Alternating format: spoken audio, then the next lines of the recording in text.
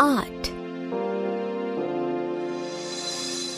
अहान ने उस बड़े से कमरे को बड़े आराम से देखा।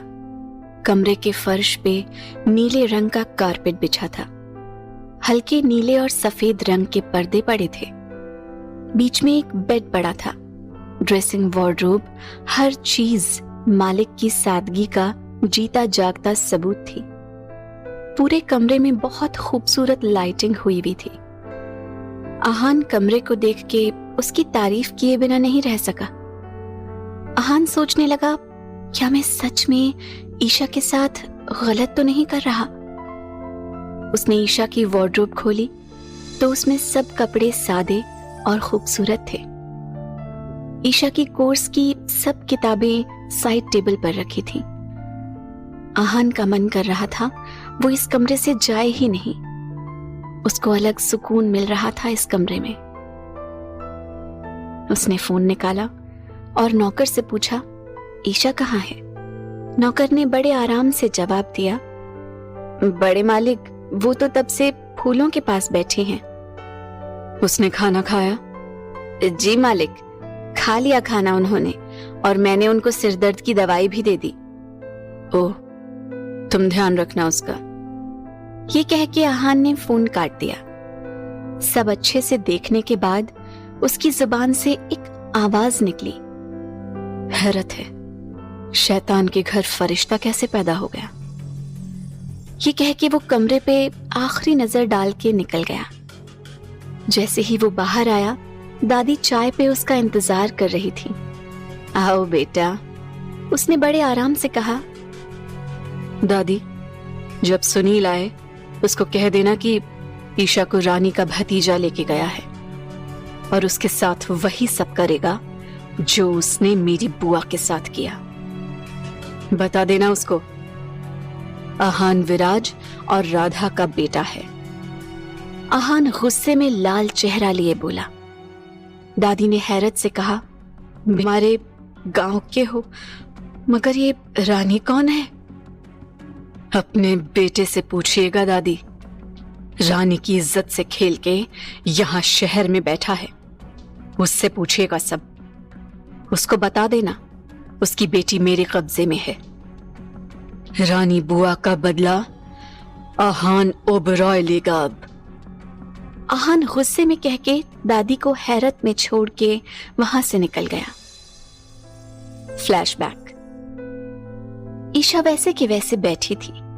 तभी वहां अम्मा, अहान की पुरानी नौकर, जिसने अहान को भी अपनी गोद में खिलाया था, वो बड़े प्यार से आके बोली, ये कपड़े बदलो, नहा के फिर नाश्ता कर लेना।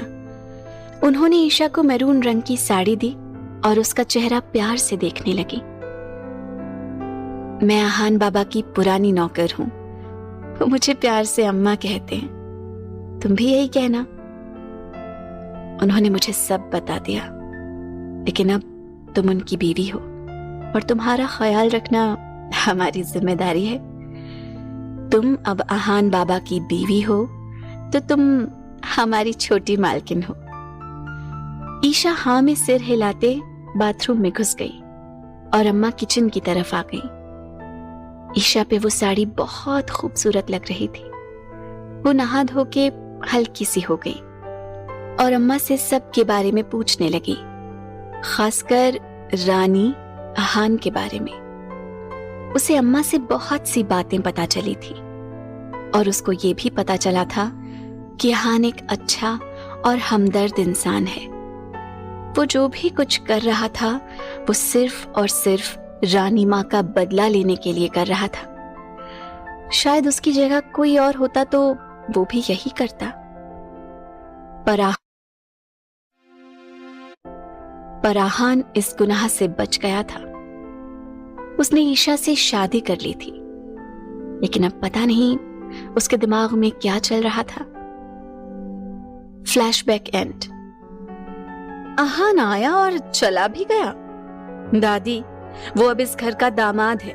आपने उसको रोका नहीं और बगैर खाना खिलाए कैसे जाने दिया? अर्चना और सुनील को जब ये सब पता चला, उन्हें दादी पे बहुत गुस्सा आया। दादी ने चिल्ला के कहा, सुनील, वो आहान ओबरॉय है, विराज और राधा का बेटा, और आहान की रानी माँ, वो अपनी रानी माँ का बदला लेने आया है और तुम्हें कॉन्ट्रैक्ट पेपर दिखा के तुम्हारी बेटी को लेकर गया है। दादी ने सुनील को नफरत से देखते हुए कहा। एकदम सुनील के चेहरे का रंग उड़ गया और वो पागल सा हो गया। क्या कह रही हो दादी, फेक पेपर? अर्चना हैरत और गुस्से से चीखी। हाँ, तुम लोगों के गुनाह की सजा उस मासूम बच्ची को मिलेगी अब। तुम तो अमीर दामाद के लालच में बेटी को बेच आई, और तू सुनील, तेरा गुनाह रानी के पास मौजूद है। जो तू उस बच्ची की इज्जत लूट के यहाँ बैठा है, अब वही तेरी बच्ची के साथ होगा। तब क्या करेगा तू, बता तो मुझे। सुनील तो जैसे कुछ सोचने समझने की हालत में नहीं था। दादी शर्मिंदा थी। उन्होंने इस बेटे को जन्म दिया जिसने गैर की बेटी की इज्जत लूट ली और अब अपनी बेटी को भी बेच आया था। सुनील, क्या कह रही है मम्मी जी? कौन है रानी? सच सच बताओ मुझे। अर्चना चीखी। मैं किसी रानी को नहीं जानता। न जाने आहान किसके धोखे में हमारी बेटी को ले गया। सुनील ने बड़ी सफाई से झूठ बोला था। कुछ तो बात है, ऐसे ही वो हमारी बेटी को नहीं ले जा सकता। ऐसे ही हमारे साथ इतना बड़ा गेम नहीं खेल सकता। सुनील, अगर ईशा को कुछ भी हुआ तो हम किसी को मुंह दिखाने लायक नहीं रहेंगे। रानी नाम की औरत से तुम्हारा कोई भी रिश्ता निकला ना, तो मैं तुम्हें शट कर दूंगी। Oh, come on, darling. नौजवानी में ऐसी गलतियां हो जाती हैं, हर किसी से हो जाती हैं। तुम भी तो कितने लड़कों के साथ घूमती फिरती हो। शादी तो तुमने मुझसे ही की ना, और तुमसे शादी करने के बाद मैंने कभी किसी को आंख उठा के देखा भी नहीं। छोड़ो इस रानी को, जो भी है, हमें अपनी बेटी ईशा को वापस लाना है, और ईशा को मैं खुद वापस लेकर आऊंगा। तुम परेशान मत हो। सुनील ने बड़े आराम और बेशर्मी से कहा तो अर्चना सिर हिलाने लगी और दादी को उन दोनों की बेशर्मी पर यकीन नहीं हुआ। आहान जब घर आया, ईशा बाहर बैठी थी। आहान सीधा ईशा के पास आया। तुम्हारे घर से आया हूं, और देखना, तुम्हारा बाप इस बार नहीं बचेगा। ईशा ने उसकी बात पे कोई जवाब नहीं दिया, लेकिन जब आहान ने ईशा की तरफ नजर उठाई तो वो उसे देखता रह गया। ईशा बहुत खूबसूरत लग रही थी मैरून साड़ी में। आहान चुपचाप वहां से कमरे में आ गया। नहीं, तुमसे बदला लेना है, सिर्फ तुम्हारे बाप का बदला। मुझे तुमसे प्यार नहीं हो सकता।